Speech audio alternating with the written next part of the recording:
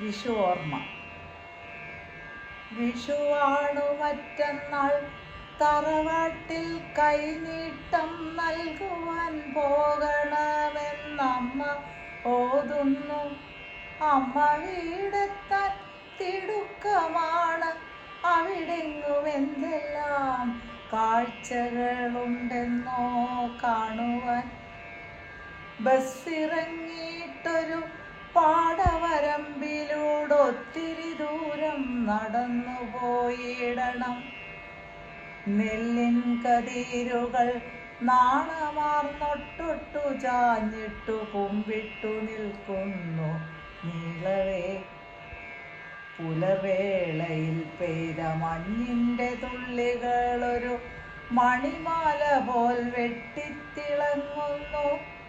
മഞ്ഞപ്പൂങ്കാവടിയേറ്റിട്ടു കൊന്നകളിളം കാറ്റിലാലോലമാടി രസിക്കുന്നു.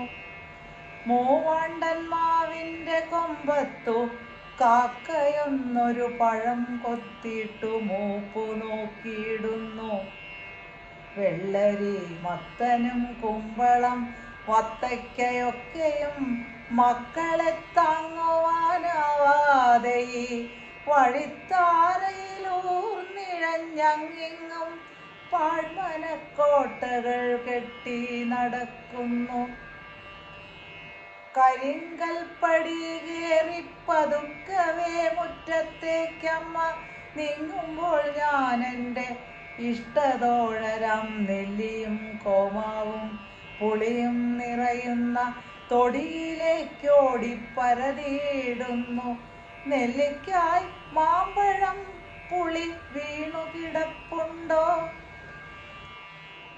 ഉച്ചയൂണു കഴിഞ്ഞു കുറച്ചിട വിശ്രമിക്കുവാനമ്മ ഇരുന്നപ്പോൾ കൂടെ ഞാനുമിരുന്നു.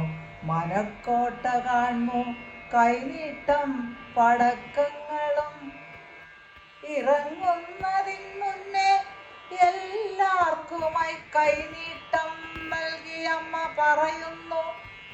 3:40 ബസ്സു പിടിക്കണം. വിളക്കുവയ്ക്കും മുൻപേ അങ്ങെത്തണം.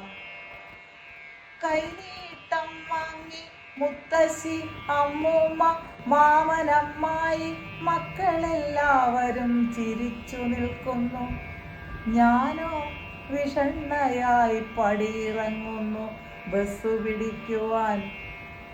നിറഞ്ഞ മിഴിനെല്ലെ തുടച്ചു ഞാൻ സീറ്റിൽ ചാരിയിരിക്കുമ്പോൾ കേൾക്കുന്നു, ആർക്കു മുന്നിലും കൈനീട്ടുവാൻ ഇടയാവരുതെൻ്റെ കുഞ്ഞിനൊരിക്കലും. പുഴവഴികൾ സമുദ്രത്തിൽ ചേരുമ്പോൾ ധനം നിന്നിലേക്കെത്തി നിറയട്ടെ.